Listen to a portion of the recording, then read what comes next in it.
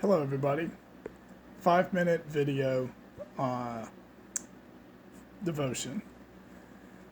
I was with up at a juvie prison over the weekend, and I was talking to the kids there, and it was really hard to believe some of those kids were in the alternative, detention program that they have there.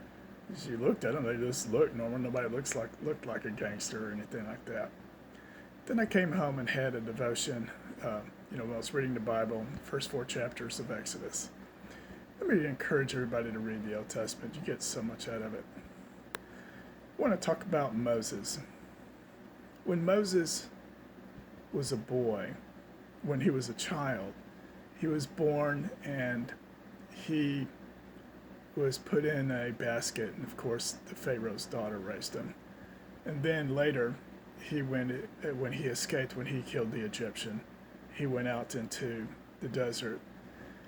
And at one point, it said, and he kept his father-in-law, because he married this man's daughter, and he was keeping, and the man's name was Jethro, and he was keeping Jethro's flock, it said, in the far side of the desert.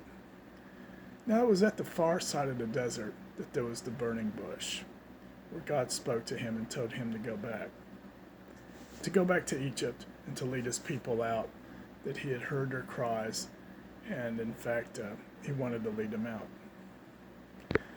Now, when you read the first four chapters, then go back and ask yourself the question, well, how does that apply to me? Well, there's some things that you need to know.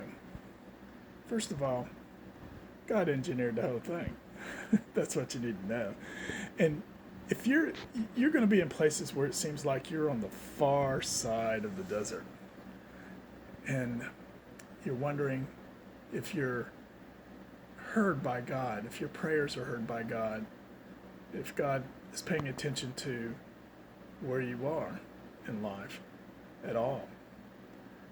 And the answer is, of course, yes. Now, he found Moses out there in the far side of the desert, and he actually didn't have to look. In fact, he had a plan for him. He goes, I want you to go back and lead my people out of Egypt, because I've heard their cries and their moanings.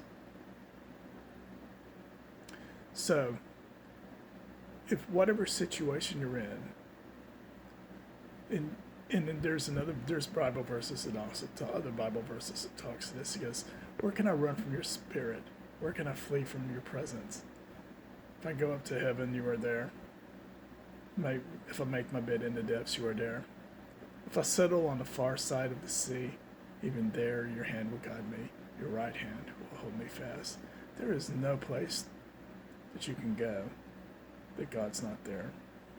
I used to work deep inside of a mountain, underneath a mountain in a secure location for the government. In there, I would cry out to God, you know what I'm saying? And there's, in work, when I was in command in a place in Hungary, I would cry out to God there. I was overseas. God heard my prayer, and blessed me immeasurably wherever I was. And I can remember being in a plane one time and looking down and seeing, you have a rainbow, but you're looking down, so the sun's shining on the cloud, and it had a circular rainbow. It was pretty cool. But it made me think about the rainbow and how when God looks down upon it, he sees it and remembers his covenant with man. So I was in the heavens, and I've been scuba diving before when I was a teenager, and you just see incredible, gorgeous beauty underwater. God's creation. There's nowhere you can go, no place you can be, no place that's so bad that God's not there with you if you're a believer in Jesus Christ, and he's ready to reach out his hand and hold you. And that's the kind of stuff, when you read the Old Testament as well as you read the New Testament, go ahead and read all the way through it. You're going to find such biblical applications that you're going to be so excited about it, having read it, and you're going to want to get back to it. So, the Bible start with Genesis. I'm in Exodus right now, and I'll continue to read it and encourage myself, and hopefully encourage you to. You guys have a good night.